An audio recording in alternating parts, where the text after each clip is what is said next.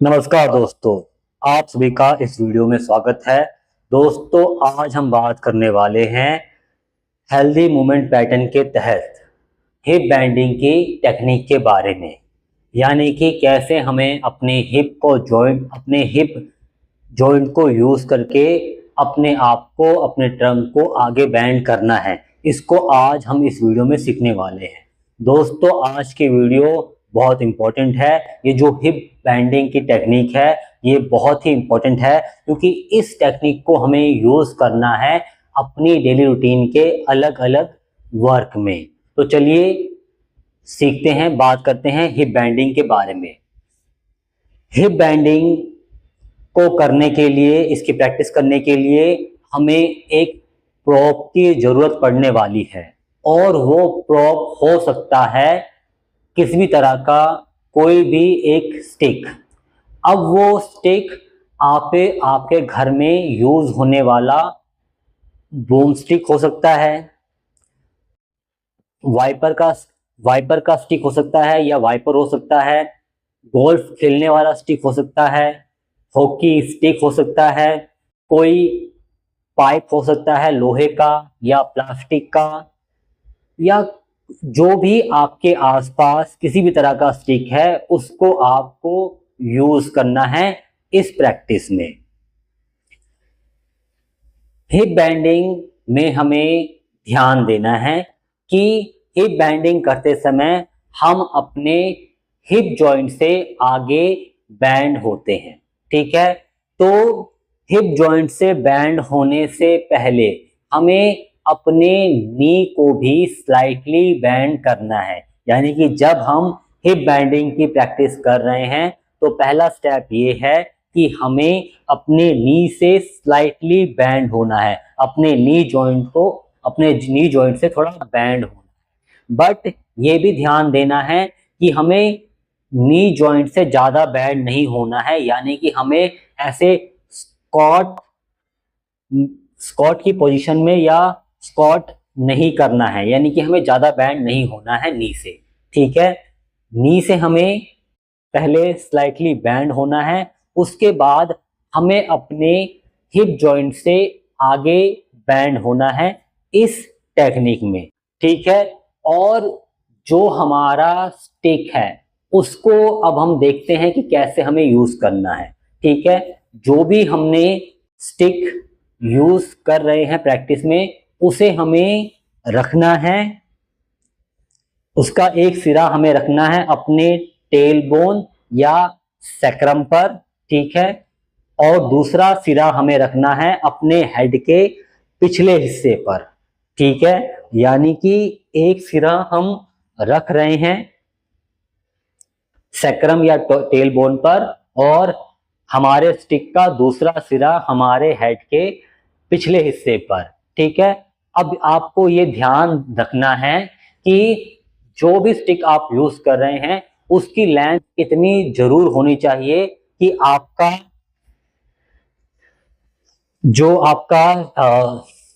Tail bone या sacrum है और जो आपका हेड का पिछला हिस्सा है, वो जरूर टच करे उस स्टिक का। ठीक है, जो मैं यूज कर रहा हूं ये काफी ज्यादा लंबा है। ठीक है, इसकी लेंथ ज्यादा है, लेकिन आप जो यूज करें तो उसकी लेंथ इतनी जरूर रखें कि इन दो हिस्सों को वो जरूर टच करे। ठीक है, आपका वो स्टिक आपकी स्पाइन पर से होते हुए हेड के पिछले हिस्से को टच करे और नीचे वो टच करे टेल बोन या सैक्रम को। ठीक है, यानी कि हम इसे यूज कर रहे हैं प्रैक्टिस में, नी को स्लाइटली बैंड। ठीक है, और हिप जॉइंट से हमें आगे बैंड करना है। ठीक है, उसके बाद वापस। ठीक है, नी बैंड स्लाइटली और हिप जॉइंट से आगे बैंड, फिर ट्रंक सीधा। ठीक है, और ध्यान देना है जब हम प्रैक्टिस कर रहे हैं, तो ये जो हमारे स्टिक के ऊपर और नीचे के सिरे हैं, ठीक है, वो हमारे सैक्रम और बैक ऑफ द हेड को थ्रू आउट प्रैक्टिस टच करते रहे। ठीक है, यानी कि जब हम आगे बैंड कर रहे हैं, थोड़ा सा आगे बैंड कर रहे हैं, तो ये दोनों सिरे जो है हटे नहीं, ठीक है, यानी कि ना तो नीचे वाला हिस्सा टेल बोन या सैक्रम से हटे और ना ही ऊपर वाला हिस्सा बैक ऑफ द हेड से हटे, ठीक है, ये हमें ध्यान रखना है।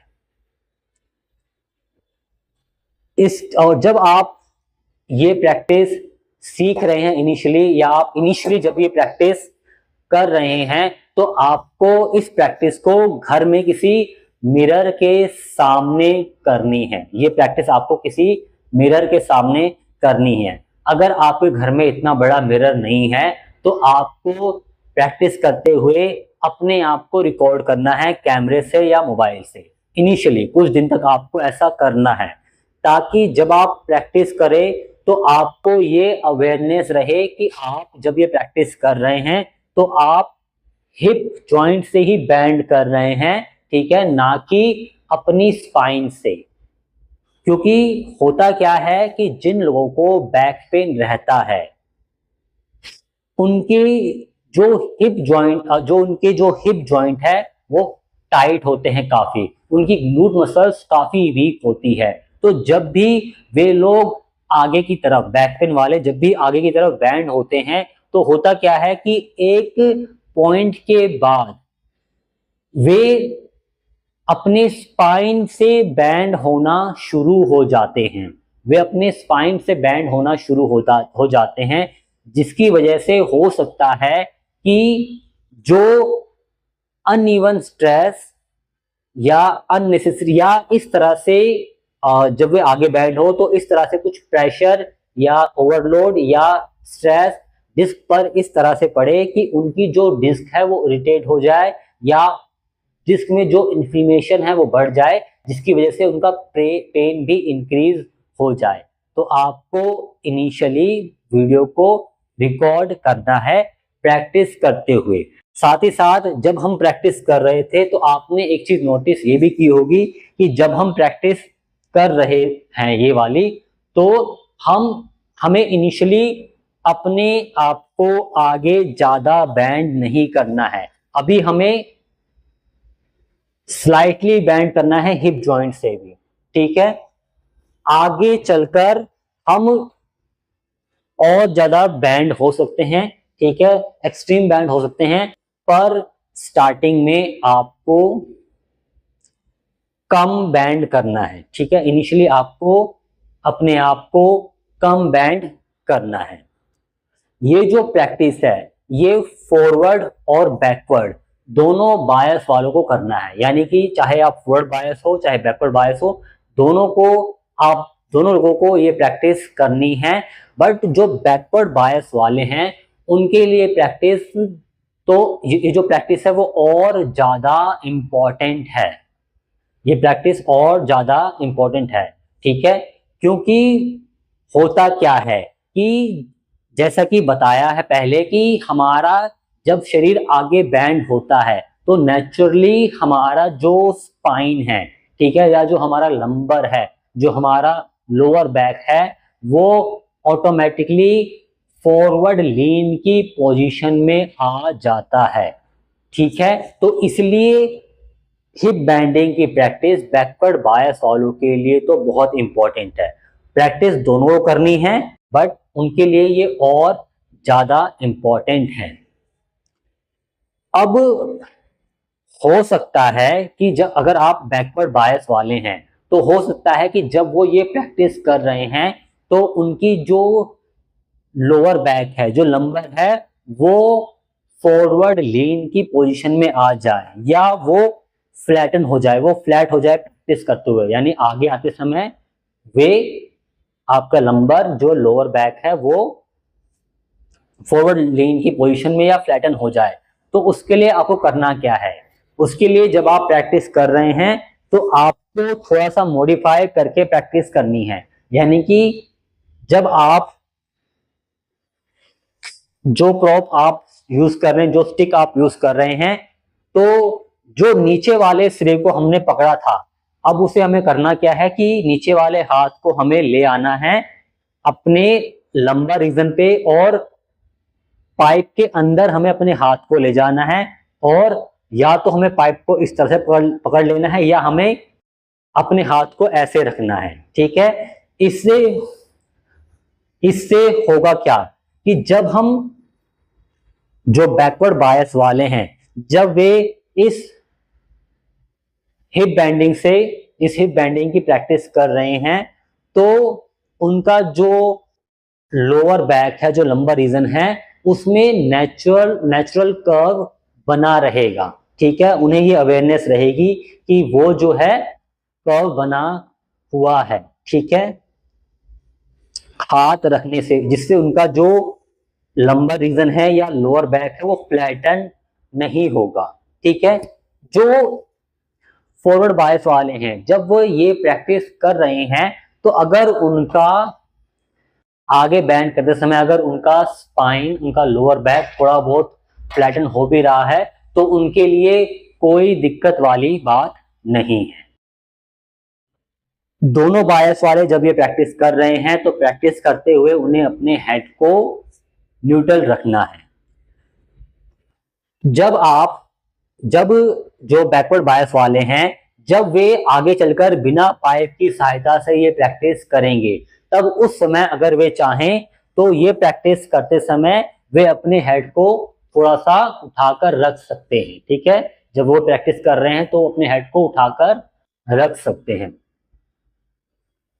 जब वे बिना पाइप की सहायता से आगे चल के ये प्रैक्टिस करेंगे। अब इसमें आपको ये ध्यान देना है प्रैक्टिस में कि ये जो हिप बैंडिंग की प्रैक्टिस है ये बहुत ही इंपॉर्टेंट है, क्योंकि इस प्रैक्टिस को, इस टेक्निक को हमें अपने डेली रूटीन के अलग अलग कामों में यूज करना है। जैसे कि मान लीजिए कि अगर हम